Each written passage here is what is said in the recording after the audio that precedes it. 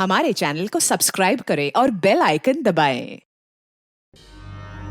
चांदनी अपने सपनों को पूरा करने मुंबई आई थी और अब वो सब कुछ पीछे छोड़कर वापस जाना चाहती थी। कौन था जो उसे चोट पहुंचाने, उसे लूटने और मार डालने का अरमान लिए बैठा था?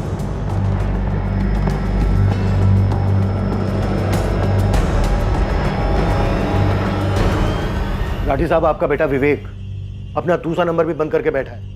एक बात बताइए, अगर उसने कुछ किया नहीं है तो हमारे सामने क्यों नहीं आ रहा है? डर क्यों रहा है वो इतना? आखिरी बार जब उससे बात हुई थी तो मैंने उसे समझाया था कि जो कुछ भी है पुलिस के सामने सरेंडर कर दे। जब पहले उसका ये दूसरा नंबर ऑन था तब उस वक्त आपने और आपकी पत्नी ने हमें नंबर क्यों नहीं दिया? आप लोग बचाने की कोशिश कर रहे हैं उसे बचाऊंगा क्यों जब मेरे बेटे ने कोई गलती नहीं की है? वो जल्दी वापस आ जाएगा।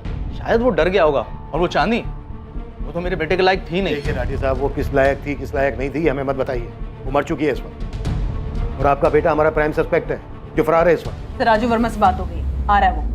गुड, नहीं तो हमें जाना पड़ता रांची और फिजूल में ही वक्त बर्बाद होता है। बात एक काम करो, तुम इस दिव्या और कंचन से इंक्वायरी करती रहो, मैं संदीप और आमिर को देख लूंगा। Sure sir.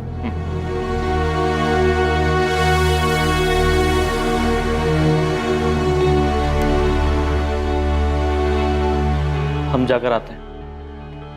बेटा, सब कुछ बता देना तुमसे क्या गलती हुई है और हमसे क्या गलती हुई।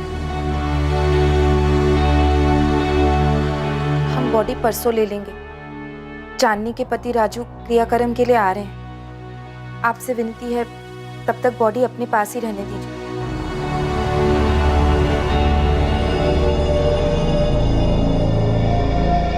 भारती, एक बात है जो मैंने तुम्हें नहीं बताई। कौन सी बात?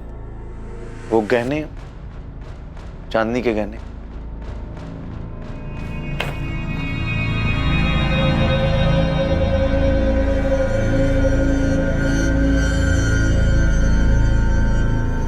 देखो भारती, गलत नहीं समझना। पता है हमको कि ये बात हमको पहले बता देना चाहिए था, लेकिन दिमाग से निकल गया हमारे। और भी गहने हैं चांदनी के जो हमको दिए थे। अरे ऐसे क्या देख रही हो? सच कह रहे हैं हम, यकीन करो हमारा। अरे ध्यान में नहीं था, नहीं तो तुमसे छुपाते हम ये बात। जिसे रेड कैप और ब्लैक जैकेट में देखा गया था, क्या वो चांदनी का बॉयफ्रेंड विवेक राठी था जो उस दिन उसे मारने के इरादे से वहां आया था? उसके पास चांदनी से नाराज होने की वजह जरूर थी। मैं चांदनी को 2015 से जानती थी, जब से वो मुंबई आई है। मुझे दिव्या ने ही चांदनी से मिलवाया था। क्या विवेक ने चांदनी को मार डाला होगा? क्योंकि चांदनी उसे छोड़कर रांची जाना चाहती थी वापस। मुझे नहीं पता, मुझे बस इतना पता है कि चांदनी और विवेक एक दूसरे से प्यार करते थे। चांदनी ने कहा था वो विवेक से शादी करेगी। अब सडनली उसने जाने का क्यों डिसाइड किया मैं नहीं जानती। शायद उसे कुछ परेशान कर रहा था, उसका मन नहीं लग रहा था मुंबई में, या फिर। सर, मैं पार्टियों में डीजे का काम करता हूँ। ऐसे एक पार्टी में दिव्या से मुलाकात हुई और उसी ने चांदनी से मिलवाया। दिव्या कंचन के दोस्त है सर, और कंचन को मैं लंबे समय से जानता हूँ। दिव्या ने ही कंचन को चांदनी से मिलवाया और कंचन ने मुझे चांदनी से इंट्रोड्यूस करवाया। फिर हम अच्छे दोस्त बन गए, बस नहीं। क्या तुम लोग ये बात जानते थे कि चांदनी शादीशुदा थी? क्योंकि दिव्या का कहना है कि उसने विवेक को कहा था कि वो उससे शादी करेगी। सर, हमें तो ये बात अब जाके पता चली है, और हमें क्या पड़ी थी उससे जाके पूछने की। फ्रैंकली कहूँ तो सर, उसने अपनी लाइफ का ये पहलू कभी हमारे सामने शेयर ही नहीं किया, और अगर हमें पता चल भी जाता तो क्या फर्क पड़ता। वैसे तो विवेक राठी हमारा सस्पेक्ट है क्योंकि वो चांदनी का बॉयफ्रेंड था, पर अभी हमारे पास इस बात के पुख्ता सबूत नहीं है। 21 जुलाई की रात को विवेक ही रेड कैप और ब्लैक जैकेट में गया था। अभी तुम दोनों मुझे बताओ, तुम दोनों का चांदनी के साथ रिश्ता क्या था, दोस्ती के अलावा? सर, मैंने चांदनी को नहीं मारा। तो फिर चाकू अपने साथ लेके जाने की क्या जरूरत थी? और कैप तो तूने इसलिए पहनी थी ताकि तू अपना चेहरा छुपा सके, कोई देख ना सके तुझे। सर, मैं खुद चांदनी के मर्डर से दुखी हूँ। अब मैं गया था उस रात को उससे मिलने, क्योंकि वो मेरी फोन इग्नोर कर रही थी। तुझे क्या लगता है हम तेरे झूठ पे यकीन कर लेंगे? मैं कह तो रहा हूँ, मैं उसके घर पे गया था उस रात को, मैंने उसे नहीं मारा।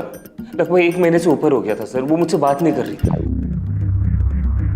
एक दिन अचानक से कहने लगी कि मैं घर चली जाऊँ। Breakup?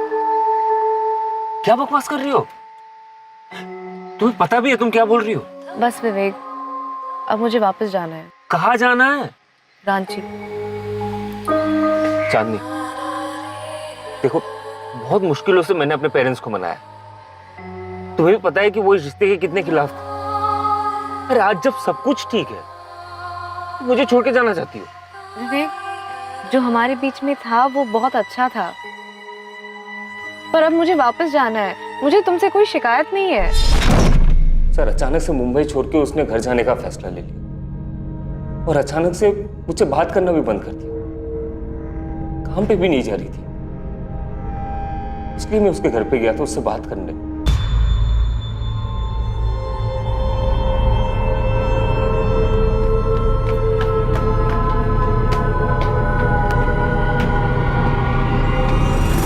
Chandni, hey, what a surprise. मैं घुमा फिरा के बात नहीं करूंगी, सीधा पॉइंट पे आती हूँ। तेरा विवेक से मन भर गया है क्या? अब तेरी नजर संदीप पे है? लेकिन ऐसा कुछ है तो मुझे साफ साफ बता दे। मैं तेरी दोस्त हूँ, मैंने तुझे कभी धोखा नहीं दिया, and I think I expect the same from you. अच्छा, तो ये बात है, इसलिए तुमने और संदीप ने मुझे अवॉइड करना शुरू कर दिया? ये मेरे सवाल का जवाब नहीं है। क्या मैंने तुमसे कभी पूछा है कि तुम्हारे और विवेक के बीच में कुछ चल रहा है? कभी सवाल किया है मैंने? मैं लोगों को धोखा नहीं देती, सो प्लीज कुछ है तो बता दो। Is there anything going on between you two? Are you sleeping with him? क्या बात है दिव्या, कल रात कंचन भी यही सवाल पूछ रही थी। मुझे पता है इसकी बात। अगर तुम दोनों को साथ में ही टाइम स्पेंड करना था तो मुझसे कह देते, मैं घर चली गई होती। अरे यार कंचन, क्यों बच्चों जैसे रिएक्ट कर रही हो? एक जोक तो शेयर किया उसने। या ऑब्वियसली जो सिर्फ तुम्हें सुनाना चाहती थी। चल, बस एक जोक था जो शेयर किया था। आमिर को शेयर नहीं कर रही, वो तुम्हारा ही, ओके? एक्सक्लूसिव। क्या यार आमिर? नहीं, एक मिनट, बोल ना, बोल चांदनी। तुझे क्या लगता है? हाँ, मैं तो तुझसे छीन लूंगी। आई थॉट संदीप को छीनने के बाद तुझे आदत पड़ गई होगी लोगों के बॉयफ्रेंड्स को छीनने की। जान, अगर मुझे कुछ चाहिए होता है ना तो मुझे छीनने की जरूरत नहीं पड़ती, वो खुद चलकर मेरे पास आ जाता है। और तू एक काम कर, तू इस आमिर को ना एक बक्से में बंद करके रख ली और तू एक पट्टा बांध ले इसके नाम का, एटलीस्ट इनसिक्योर होना बंद कर देगी। क्या? तुम अच्छी तरह से जानती हो दिव्या, जो मुझे चाहिए वो मैं हासिल कर लेती हूँ। चांदनी प्लीज, ये बकवास तू मेरे सामने तो मत कर।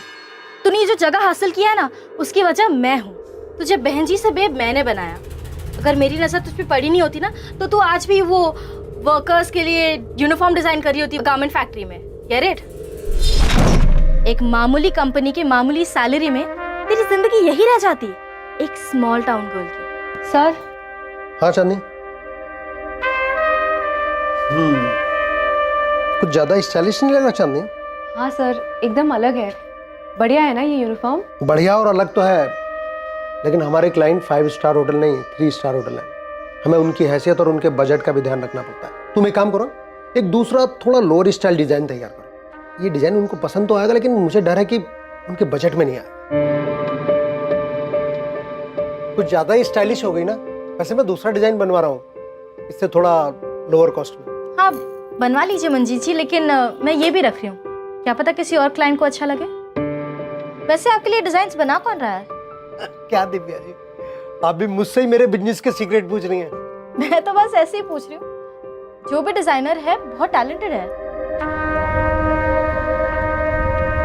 तुमने कहीं से डिजाइनिंग का कोर्स किया है? नहीं मैम, खुद से सीखा है, वो इंटरनेट पे देख के। दिव्या, दिव्या बुलाओ मुझे, मैडम नहीं।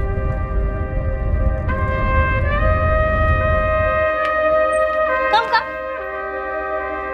मंजीत जी जो दे रहे हैं ना उसका डबल दूंगी। हाँ करूंगी ना, क्यों नहीं? Great, sit. लेकिन चांदनी एक कंडीशन है।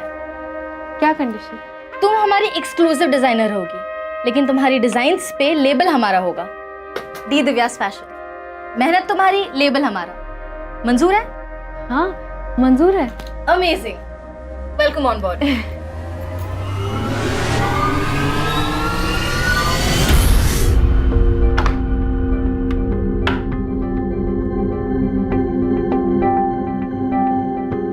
चांदनी, ये कोई वक्त है घर आने का? जीजू, डी दिव्या फैशन में बहुत काम होता है। ये मंजीत सर की फैक्ट्री की तरह नहीं है कि 9 बजे जाओ और 5 बजे घर वापस आ जाओ। यहाँ पे मीटिंग्स होता है होटल में, 5 स्टार होटल में, बड़े बड़े क्लाइंट्स के साथ। अब बीच मीटिंग में उठ के तो नहीं आ सकते ना हम। चांदनी, राजू का फोन आ रहा था, तुम उसका फोन क्यों नहीं उठा रही हो? सबने एक सुर में कहा शादी कर लो, हमने शादी कर ली।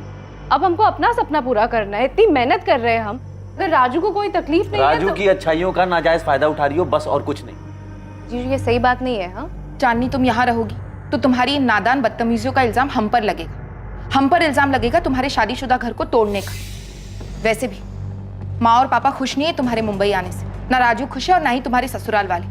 उनको दुखी करके तुम ऐसे आराम से अच्छा लगता है क्या? जीजू दीदी, अगर आप लोग को पसंद नहीं है कि हम यहाँ पे रह रहे हैं तो कह दीजिए ना, हम शिफ्ट हो जाएंगे। चांदनी इतनी बड़ी हो गई हो तुम अपने दीदी और जीजा से बदतमीजी करोगी? मुझे रहने के लिए जगह चाहिए दिव्या, यहाँ पे तो मुसीबत है। ब्रोकर के पास जाओ तो कहते हैं कि अकेली लड़की के लिए फ्लैट मिलना मुश्किल है, पति कहाँ है तुम्हारा, फैमिली कहाँ है, तरह तरह के सवाल पूछ रहे हैं, मैं कहाँ रहूंगी? तो तू अपना सामान ले और यहाँ आ जा। अरे आई एम नॉट किडिंग, तू अपना सामान नहीं भी लाएगी ना तो भी चलेगा, बस अपना ये हुलिया बदल ले यार। तू खुद एक इतनी अच्छी डिजाइनर है। देख चांदनी, तू बहुत टैलेंटेड है, लेकिन बस एक आउटलुक की कमी है। एक बात याद रख, अगर टैलेंट के 10 रुपए मिलते हैं ना तो बाकी के 90 प्रेजेंटेशन के मिलते हैं। तेरे सामने बैठा हुआ क्लाइंट, उसे पता नहीं चलना चाहिए कि तू मैरिड है। उसे थोड़ा हंस के बोल ले, उसके इरादों को थोड़ा हवा दे और फिर देख तेरे डिजाइन्स कैसे फैलते हैं मार्केट में। विवेक के थ्रू मुझे एक बहुत बड़ा ऑफर मिला है दिव्या, एक बड़े डिजाइन लेबल में पार्टनरशिप, जहाँ पे मैं जो भी डिजाइन्स बनाऊंगी, जो भी क्लाइंट्स लेके आऊंगी, उसमें 50% का प्रॉफिट मेरा रहेगा। मैं ये ऑफर एक्सेप्ट करने वाली हूँ। मतलब कब तक मैं तुम्हारी या किसी और के लेबल के अंडर काम करूंगी? मुझे मेरे डिजाइन्स पे मेरा नाम चाहिए। विवेक तो कुछ ज्यादा ही मेहरबान हो गया तेरे पे। ऐसे याद रखना, विवेक से मैंने ही मिलाया था तुम्हें। मुझे याद है दिव्या, तुमने ही मुझे सबसे मिलवाया है और मैं एहसानमंद रहूंगी, पर जिंदगी भर तो मैं तुम्हारी गुलामी नहीं कर सकती ना। देख, तुझे विवेक मैंने दिलाया, तो अगर तुझे अब संदीप ही चाहिए तो तू साफ साफ बता दे। ओ हेलो दिव्या, अगर मैंने किसी से कुछ छीना है ना तो याद रखना तुम भी इसमें पीछे नहीं हो।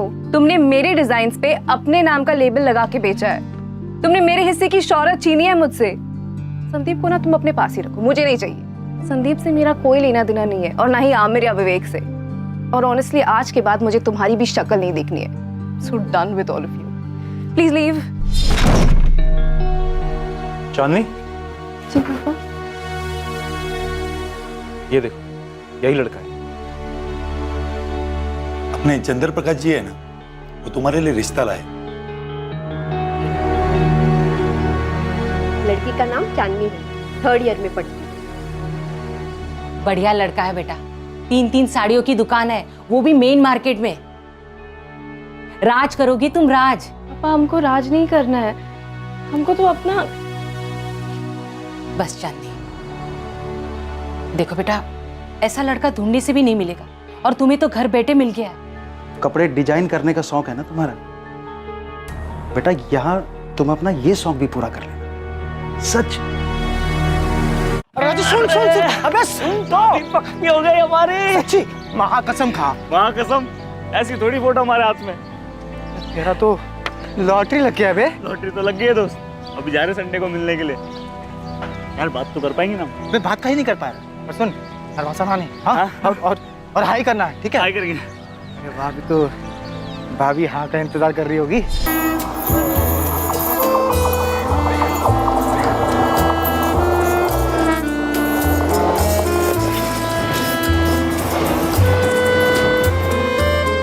चांदनी से बात करके वहां से गुस्से में निकल गया बस।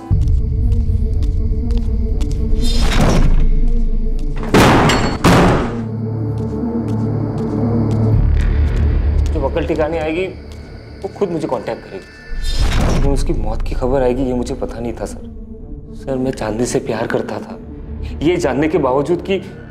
ये क्या विवेक? सर मेरे पीठ पीछे चांदी का संदीप और आमिर के साथ भी अफेयर चल रहा था।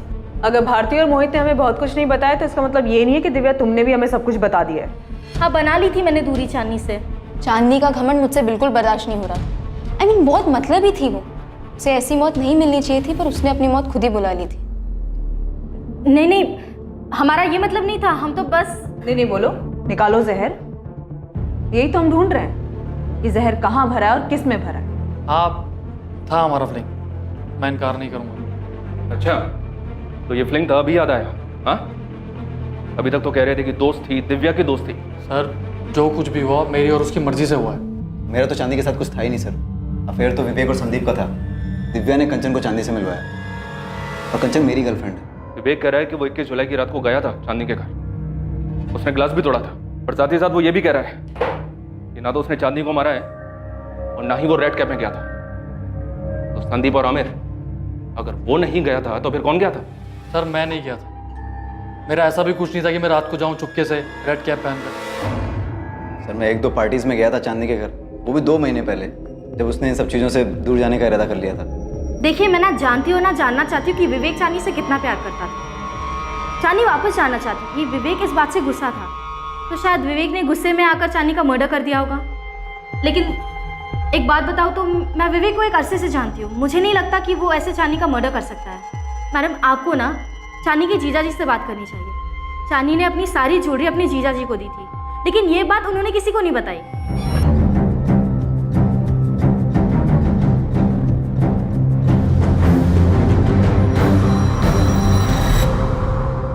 सर वो ध्यान ही नहीं रहा एकदम। और एक तो जानने की तैयारी में उलझे हुए थे और अचानक से चांदनी की खबर आई। अब इन सब के बीच में ऐसे उलझ गए कि ये बात दिमाग से ही निकल गई। क्या मतलब है मोहित यादव के दिमाग से ही निकल गई? अगर बाई चांस चांदनी ने दिव्या को अपने वापस जाने की ज्वेलरी तुम्हें देने की बात नहीं बताई होती, तुम तो सारा माल दबा के बैठ जाते। नहीं नहीं सर। क्या नहीं? कितनी बार तुमसे पूछा गहनों के बारे में, पैसों के बारे में, पर हर बार तुमने यही कहा कि तुम्हें तो कुछ पता ही नहीं है। चांदनी ने तुम्हें कुछ नहीं बताया और अब सारी की सारी ज्वेलरी तुम्हारे पास से निकली। मैं ये बात नहीं जानती थी। चांदनी ने मुझे वापस जाने की बात कही थी, लेकिन गहनों के बारे में कुछ नहीं कहा था। उसने कब इन्हें गहने दिए, मुझे इस बारे में कुछ नहीं पता। चांदनी को लगा होगा कि ये गहने सब सुरक्षित पहुंचा देंगे। भारती को बताना जरूरी नहीं समझा होगा। दिव्या, चांदनी ने तुम्हें कॉल करके बताया था क्या कि उसने अपनी सारी ज्वेलरी अपने जीजा मोहित को दी है? उसने मुझे फोन नहीं किया था, मैंने उसे फोन किया था। मैं तो बस जानना चाहती थी कि कहीं उसकी मुंबई छोड़ के जाने की वजह चांदनी और मेरे बीच संदीप को लेकर जो झगड़ा हुआ था, कहीं वो तो नहीं है। लेकिन फिर उससे बात करके पता चला कि वजह तो कुछ और ही है। नहीं दिव्या, ऐसी कोई बात नहीं है। पर अब जब तुमने कॉल किया है तो मैं तुम्हें बता दूं। हाँ, सोई हूँ मैं संदीप के साथ। मैं जानती हूँ चांदनी, तुझे मुझे कुछ बताने की जरूरत नहीं है, लेकिन मैं बस इतना जानना चाहती हूँ कि कहीं यही तो वजह नहीं है कि तू मुंबई से। क्या? मुंबई से क्या? मैं भाग नहीं रही हूँ दिव्या, मुझे बस खुश रहना है। सब कुछ छोड़ के मैं यहाँ मुंबई आई थी, अब मुझे बस वापस जाना है। दीदी और जीजा भी अगले हफ्ते रांची जा रहे हैं। मैं उन्हीं के साथ अपने सारे गहने भेज दूंगी और उसके कुछ दिनों बाद मैं भी चली जाऊंगी। मैंने उससे कुछ नहीं पूछा, वो तो अपनी ही धुन में थी और बात में उसने बता दिया। सच कहूं तो मैं ये बात भूल भी गई थी, लेकिन जब इंस्पेक्टर ने मुझे ज्वेलरी के बारे में पूछा ना, तब मुझे याद आया कि हाँ, चांदनी ने ऐसा कुछ कहा तो था। मेरी तरफ क्या देख रहे हो? मैंने क्या किया? मैंने चांदनी को नहीं मारा। आप भी बैठिए यहाँ। क्यों, किस लिए? बैठिए, साहब आएंगे तो बात करेंगे। चांदनी के पड़ोसी ललित ने किसी शख्स को रेड कैप और जैकेट के साथ देखा था। क्या वो संदिग्ध शख्स इन चारों में से कोई एक था?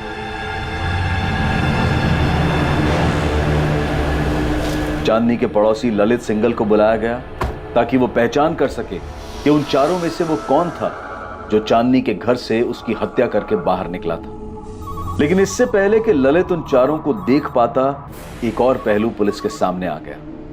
चांदनी बहुत मतलबी लड़की थी, सिर्फ अपने बारे में सोचती थी। टैलेंटेड थी लेकिन सेल्फिश भी बहुत थी। जैस्मिन, तुमने बस यही कहने के लिए फोन किया है? नहीं, चांदनी इतनी दिलदार नहीं हो सकती कि संजना को ऐसे ही अपने डिजाइन देकर चली जाती।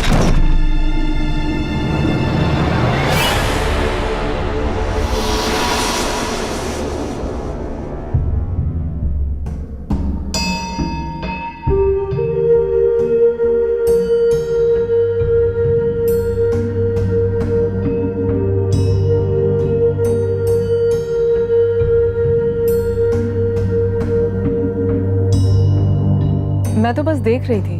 जैस्मिन, चांदनी ने खुद दिए डिजाइन्स मुझे। तुम्हें मेरी बात पर भरोसा नहीं है क्या? कम ऑन संजना, क्यों भरोसा नहीं करूंगी तुम्हारी बात पे? मैं तो बस डिजाइन देख रही थी। I trust you. मुझे भरोसा नहीं है चांदनी पर। इतनी दिलदार तो वो हो ही नहीं सकती। तो तुम ये कहना चाहती हो कि चांदनी को संजना ने उसके डिजाइन के लिए मार डाला? मैं आपको सिर्फ ये बताना चाहती हूँ कि चांदनी उन लोगों में से नहीं थी जो अपने डिजाइन इतना इजीली किसी को दे देती।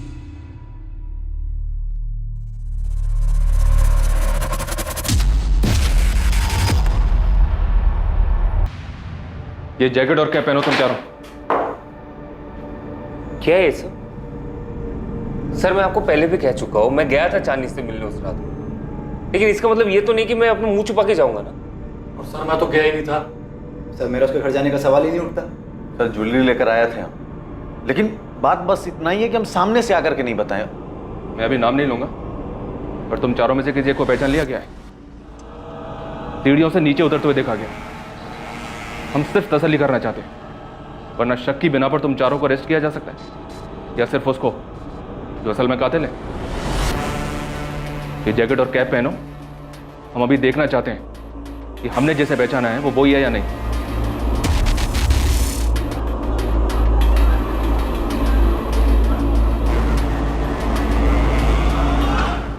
सर मैं चांदनी से 17 जुलाई को मिली थी। जैस्मिन बहुत ज़्यादा परेशान थी क्योंकि चांदनी काम पर नहीं आ रही थी और एक बहुत इंपॉर्टेंट क्लाइंट का ब्राइडल वेयर तैयार करना था। हम उस क्लाइंट को खोना नहीं चाहते थे। वो कॉन्ट्रैक्ट भी चांदनी ने लिया था। और तुमने चांदनी से उसके डिजाइन मांग लिए? जी सर, मैंने मांगे थे। जैस्मिन तो कह रही थी कि चांदनी अपने डिजाइन किसी को नहीं दे सकती। जी मैम, वो सही कह रही है। सर मैंने तो बस एक चांस लिया था। चांदनी एनीवे सब कुछ छोड़कर जाने वाली थी, तो मैंने मौका देखकर उसके डिज़ाइंस मांग लिए। क्लाइंट महराज जिनका ब्राइडल वेयर तैयार करना था, चांदनी उन्हें बहुत अच्छे से जानती थी। उनकी पसंद नापसंद सब मालूम था उसे। तो मेरे लिए तो ये एक बहुत बड़ा मौका था। अगर मेरे नाम के डिज़ाइंस महराज की शादी में यूज़ हो जाते तो मेरे करियर को एक अच्छा लीप मिल जाता। बस इसीलिए मैंने उसके डिज़ाइंस मांगे थे। लेकिन ये बात तुमने जैस्मिन को नहीं बताई कि वो डिज़ाइन तुमने चांदनी से लिए? वो तो जैस्मिन ने जब देखे तो वो खुद समझ गई थी कि वो तुम्हारे ओरिजिनल डिज़ाइन नहीं है। जी सर, ये सच है। तो तुमने चांदनी के डिज़ाइन चुराए? नहीं सर, ऐसा बिल्कुल भी नहीं है। चांदनी ने खुद मुझे अपने डिज़ाइंस दिए थे। ले लो। चांदनी, मीराज की सारी ब्राइडल डिज़ाइंस है इसमें, और कुछ ऐसे भी डिज़ाइंस हैं जो मैंने यूं ही बनाए थे, किसी क्लाइंट के नहीं है। तुम रख सकती हो, अब मुझे इनकी कोई ज़रूरत नहीं है। Thank you Chandni, thank you so much. Sir उसने खुद ही दे दिए मुझे सारे डिज़ाइंस। मैंने चांदनी की कोई चीज़ नहीं चुराई। वो दुखी थी, मुझे नहीं पता वो वापस क्यों जाना चाहती थी, पर दुखी थी। तो तुमने ये बात जैस्मिन को खुद क्यों नहीं बताई कि चांदनी ने अपने सारे डिजाइन तुम्हें खुद दिए थे? मैं चाहती थी कि सबको लगे ये मेरे ओरिजिनल आइडियाज़ हैं, मेरे डिज़ाइन है। मुझे भी चांदनी के जैसा नाम चाहिए था, बस इसीलिए चुप रही मैं। लेकिन जब जैस्मिन ने मेरे डिज़ाइंस देखकर कहा कि वो चांदनी के डिज़ाइन से मैच हो रहे, तो मैंने सच बता दिया था। मैंने झूठ नहीं बोला। और अगर मैंने झूठ बोला होता तो मैं चांदनी का फोल्डर अपने वर्क स्टेशन पर क्यों रखती? एटलीस्ट उसका कवर तो चेंज कर देती। मैम, सर, मैंने चांदनी की कोई चीज़ नहीं चुराई है और ना ही किसी को भेजा है चोरी करने के लिए। सारी पॉसिबिलिटीज ट्राई कर लिया सर। ये ललित श्योर नहीं कि इसने किसको देखा है। इसे सभी एक जैसे ही लग रहे हैं। कोई भी हो सकता है सर चारों में से, लेकिन ललित जी कोई एक ही था। हाँ एक तो था, लेकिन पहचान में नहीं आ रहा, तो ऐसे कैसे किसी का नाम ले लूंगा? कॉल रिकॉर्ड से कुछ सामने आया स्वाति? सर विवेक राठी के अलावा और किसी का फोन लोकेशन कांदीवली ईस्ट नहीं दिखा रहा है जहाँ चांदनी रहती थी। और विवेक राठी का कहना है कि उसने ना तो जैकेट पहनी थी और ना ही कैप। सर रेड कैप और जैकेट पहचान छुपाने के लिए पहना गया था, और अगर वो विवेक राठी होता तो अपने साथ अपना मोबाइल फोन लेकर क्यों आता? बाकी बचे 3, संदीप पाराशर, आमिर सैयद और चांदनी का जीजा मोहित यादव। इन तीनों में से कोई? सर ये मोहित यादव मुझे ठीक नहीं लग रहा। उसकी बीवी ने भी सामने ऐसा कर कुछ नहीं कहा। जब हमने इन दोनों को खोदा तब कहीं जाकर दोनों ने पकना शुरू किया। सर हम इन लोगों के इर्द गिर्द घूम रहे हैं। संजना ने कहा था कि चांदनी दुखी थी, वो वापस रांची अपने पति के पास जाना चाहती थी, लेकिन विवेक नहीं चाहता था कि चांदनी यहाँ से जाए। तो कहीं ऐसा तो नहीं कि हम यहाँ ढूंढ रहे हैं और ये सारा किया धरा उस राजू वर्मा का हो? क्या राजू चांदनी को वापस अपनी जिंदगी का हिस्सा नहीं बनाना चाहता था? क्या अपने पुराने जख्म की वजह से राजू वापस आ गया था चांदनी को भी जख्म देने के लिए, ये बताने के लिए कि अब उसको चांदनी की जरूरत नहीं है, अब वो उसका इस्तेमाल नहीं कर सकती, अब वो चांदनी के अरमानों की सीढ़ी नहीं बनेगा? चांदनी ने सिर्फ तुम्हारा इस्तेमाल किया। उसने तुम्हारे साथ शादी करने के लिए हाँ कर दी और तुम खुशी के मारे झूम उठे, उसके साथ जिंदगी बिताने का सपना देखने लगे, क्योंकि ये सपना तुम पहले से देख रहे थे। जिस दिन चांदनी का मर्डर हुआ उस दिन तुम्हारा फोन लोकेशन दिखा रहा है रांची, लेकिन तुमने किससे कांटेक्ट किया ये नहीं दिखा रहा है। किसे हायर किया तुमने चांदनी को मरवाने के लिए? या फिर खुद ही आए थे अपने हाथों से चांदनी का मर्डर करने? आपने जितनी भी बातें कही ना, उसमें से सिर्फ इतना ही सही है कि हम सपना देखे थे चांदनी से शादी करने का। हमें नहीं मालूम वो क्यों वापस आना चाहती थी। हमें तो ये भी नहीं मालूम कि क्या अब वो राजू है भी या नहीं, जो कभी उसे टूट के प्यार करते थे। एक इंसान जो उसको खुश रखने के लिए क्या कुछ नहीं करता है, राजशाही व्यवहार किया जैसे वो कोई रानी हो। हमारा सपना पूरा हो गया था, हम अपने ही धुन में खोए रहते थे। उस खुमारी में हमने उससे कभी ये तक नहीं पूछा क्या वो हमसे शादी करना भी चाहती थी। फैशन डिजाइनिंग करना है तो कर लो, इसमें इतना सोच कह रही हो। हमको मुंबई जाना है, तुम चलोगे? हम वहाँ जाके करेंगे क्या? काम ढूंढ लेना ना। हमको फैशन डिजाइनिंग करना है। इंटरनेट पे ना हमने काफ़ी कुछ सीख लिया है, बस थोड़ा सा और ट्रेनिंग मिल जाएगा ना तो हमारे हुनर को 4 चांद लग जाएगा। अगर तुमको मुंबई नहीं आना है तो क्या हम अकेले जा सकते हैं? अकेले? हाँ, वो दीदी और जीजू है ना मुंबई में, हम उनके साथ रह लेंगे। कुछ दिन के लिए ट्राई कर सकते हैं ना? प्लीज राजू। क्या बोल रही हो तुम? हम यहाँ तुम वहाँ, फिर शादी करने का क्या मतलब? राजू ये हमारा सपना है। मम्मी पापा तो कभी राजी नहीं हुए हमें भेजने के लिए, सीधा कह दे कि शादी कर लो। अब अगर तुम भी मना कर दोगे तो हमारा दिल टूट जाएगा। राजू हम तुम्हारी पत्नी है, अगर तुम हाँ कहोगे ना तो कोई और मना ही नहीं कर पाएगा। ये वहां मुंबई में, तुम यहाँ। अरे समाज क्या कहेगा? हम बात करते हैं समधी जी और समधन जी से। सपना ही पूरा करना था तो शादी काहे करवाई अपनी बिटिया की?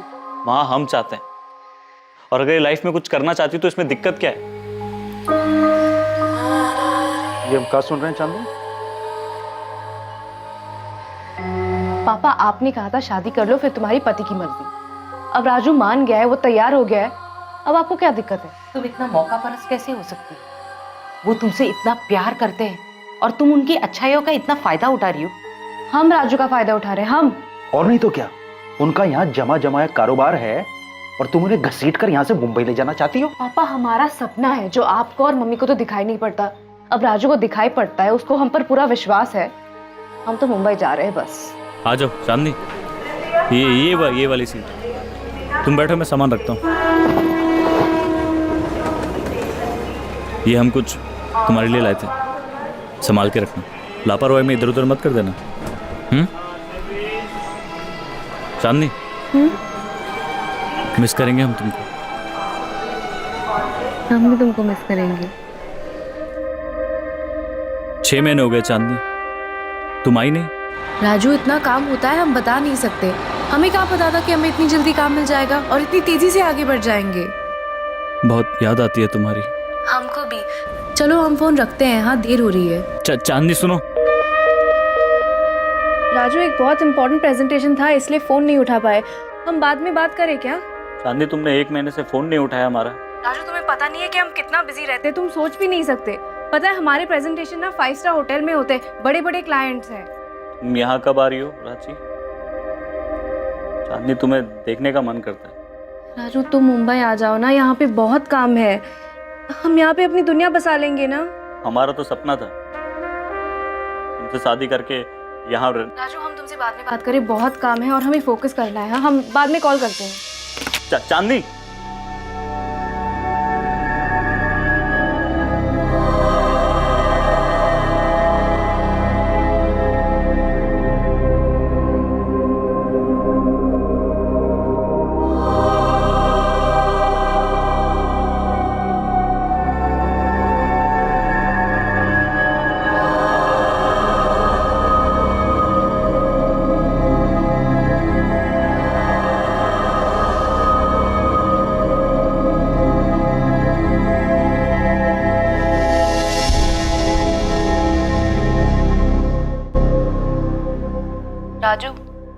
राजू।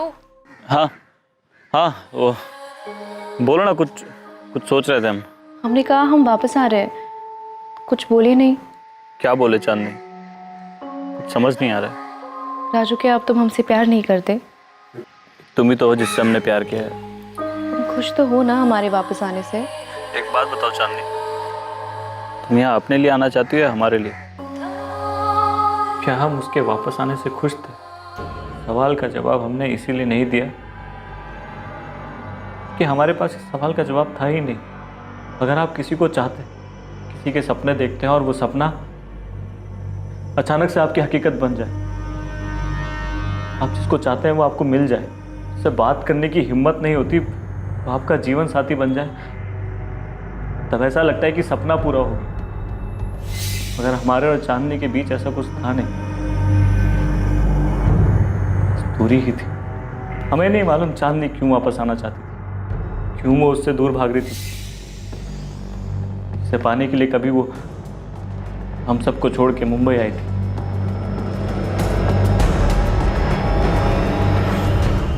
सर उसे पाके हमें कुछ मिला नहीं, उसे मार के भी हम क्या हासिल कर लेते। अगर आपको फिर भी लगता है कि हम उसके कातिल हैं, हमारे पास कुछ है नहीं और कहने के लिए। ये तो टूटा हुआ हारा हुआ बेचारा पति भी है और प्रेमी भी। क्या हम इस विवेक राठी पे गलत शक कर रहे हैं? हो सकता है सर, वैसे हमारे पास उसके खिलाफ कोई ठोस सबूत नहीं है सिवाय उसकी फोन लोकेशन की, जो कि चांदनी की लोकेलिटी का है। हैरानी की बात यह कि वो इस बात से इनकार भी नहीं कर रहा है कि वो वहां गया था। फॉरेंसिक टीम को चांदनी घर में ग्लास पर फिंगरप्रिंट मिले। और कहीं चांदनी की बॉडी लॉकर या कहीं और? No sir, no fingerprint, locker पर भी नहीं। ये जरूर चांदनी के फ्रेंड सर्कल से कोई होगा। चांदनी के रांची जाने के डिसीजन से विवेक हट हुआ होगा। चांदनी के इस मर्डर का मोटिव तो गुस्सा ही हो सकता है। लेकिन ये सफर इतना भी आसान नहीं था। बहुत मुश्किल था पता करना कि चांदनी पर किसके गुस्से का कहर टूटा था, उसके बॉयफ्रेंड विवेक राठी का। लेकिन उसके खिलाफ अब तक कोई सबूत नहीं मिला था। चांदनी के किसी भी दोस्त का हिसाब किताब इन्वेस्टिगेटिंग टीम के गणित पर फिट नहीं बैठ रहा था। हर कोई अपनी अपनी रोजमर्रा की भागम भाग में वापस खो गया और अपनी नॉर्मल लाइफ में लौट गया, हर उस जगह से, हर उस काम से दूर जो उन्हें स्पॉटलाइट में ला सकता था। चांदनी वर्मा और उसकी मौत धीरे धीरे अतीत का हिस्सा हो गई। चांदनी वर्मा के घर कौन आया था जिसने उसकी हत्या की थी? पुलिस के पास इस बात से जुड़ी कोई लीड, कोई सुराग नहीं था कि आखिर वो रेड कैप वाला इंसान कौन था। आपने राजू जी को गहने दे दिए? हाँ दिए, लेकिन उसने लिए नहीं, कहा कि उसे नहीं चाहिए। हम एक दो बार बात भी की चांदनी के फ्लैट के बारे में, उसने कहा उसे वो भी नहीं चाहिए, कह रहा था आपको चाहिए तो आप रख लीजिए। हम कहे नहीं, तुम्हारे नाम पे ही ट्रांसफर होगा, कहे कि चांदनी के जाने के बाद सब कुछ अब तुम्हारा ही है। चल गहने कहाँ हैं? हमको ऐसा काहे लग रहा है कि तुम हम पे शक कर रही हो? क्या चांदनी ने आपको सचमुच फोन करके बुलाया था और गहने दिए? चांदनी ने हमको फोन किया और अपने घर बुलाया, हम फोन नहीं किए थे उसको। अरे हमको तो पता भी नहीं था कि उसके जीवन में चल कर रहा है, और तुम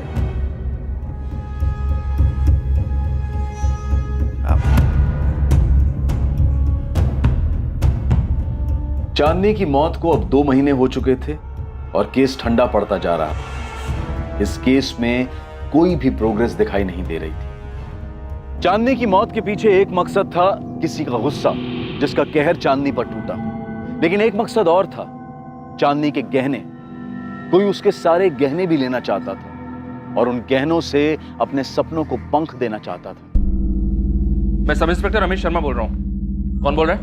सर, शरद जोशी, नानानाथ ज्वेलर्स से बोल रहा हूँ। आपके एक इन्फॉर्मर ने 2 महीने पहले मुझे चोरी के गहनों के बारे में बताया था। कुछ आया क्या तेरे पास? हाँ, एक डायमंड ईयरिंग का जोड़ा आया है। ये तो असली हीरा लगता है। ऐसा लग रहा है? बहुत अच्छा लग रहा है, काफी महंगा भी लग रहा है। 1.25 लाख रियल डायमंड्स। ये चांदनी वर्मा की और ये मुझे दिव्या से मिला।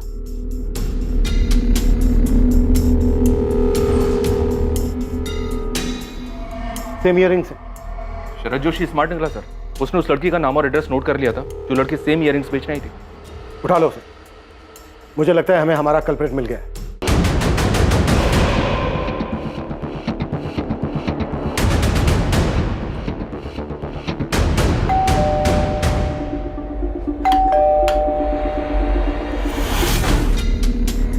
जी रुखसाना सईद आपकी बेटी है? जी क्या हुआ? ये आमिर सईद कौन है ये? जी ये मेरा बेटा है। क्या बात है? बुलाइए दोनों को बात करें। लेकिन बात क्या है बताएंगे आप?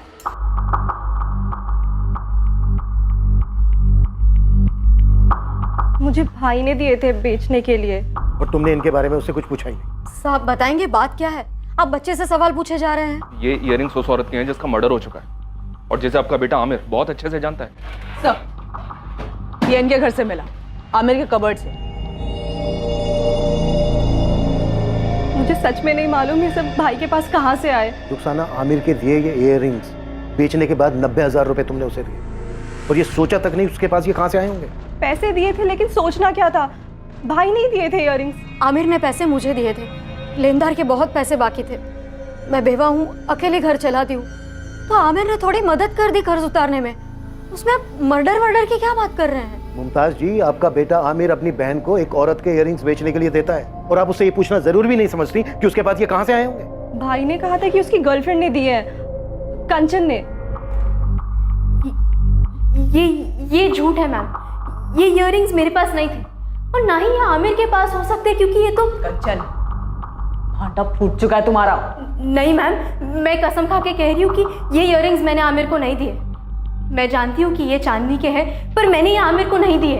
कंचन को उसके बारे में कुछ नहीं पता है सर, मैंने उसे कुछ नहीं बताया। उसे बचाना चाहता है ना तू? ठीक है, बचा ले, मुझे कोई दिक्कत नहीं है। आमिर सैयद और किस किस को बचाना चाहता है? दिव्या आप्टे, संदीप पराशर, विवेक राठी, तुम सबने मिलकर मारा ना चांदनी को। इतना गुस्सा था तुम सबको उस पर। बोल आमिर बोल, 2 महीने हो चुके हैं, सब्र खत्म हो चुका है हमारा, समझा?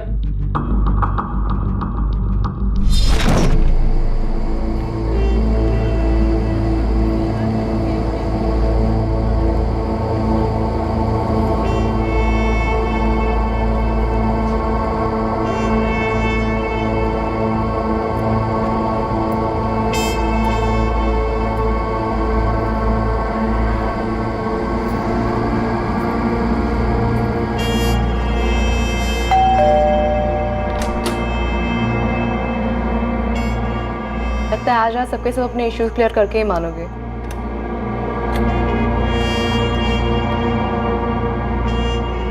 बाद में पता चला कि उसने पहले ही अपने सारे गहने अपने जीजा को दे दिए थे। कंचन को पता था ये सब? नहीं सर, उसकी तो चांदनी से उस झगड़े के बाद कभी बात नहीं हुई। मुझे लेनदारों को देने के लिए पैसे चाहिए थे। चांदनी ने मेरी बहुत मदद की, लेकिन बहुत इंसल्ट भी की। बहुत ही बददिमाग और बदतमीज लड़की थी। कंचन की भी इंसल्ट की उसने। ये बात हमेशा मेरे दिल को चुभती रही।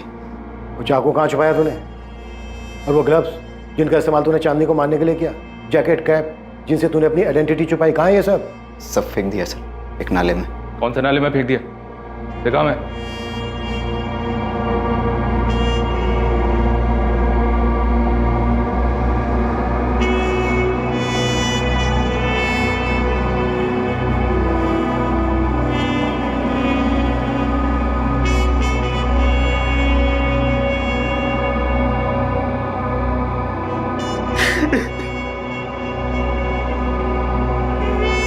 आमिर सैयद को आईपीसी की धारा 302 के तहत बुक किया गया। चांदनी वर्मा की मौत हो चुकी थी और आमिर सैयद उसे मारने की सजा भुगत रहा था। जब भावनाओं को ठेस पहुंचती है तो अक्सर उसके बदले में इंसान चोट पहुंचाने वाले को और भी गहरा जख्म देने की ख्वाहिश रखने लगता है और भावनाओं का यह बवंडर अंत तक दोनों को ही जख्मी कर छोड़ता है। हमें हमेशा कोशिश करनी चाहिए कि हम कभी किसी को ठेस ना पहुंचाएं और कभी हमें ठेस पहुंचे तो उसके बारे में ज्यादा ना सोचकर उसे नजरअंदाज करने की कोशिश करें। अब मैं अनूप सोनी आपसे विदा लेता हूं।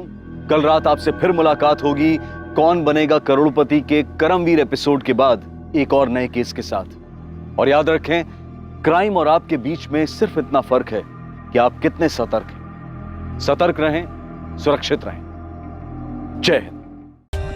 For more updates, Subscribe to our channel, click the show links and enjoy watching the videos.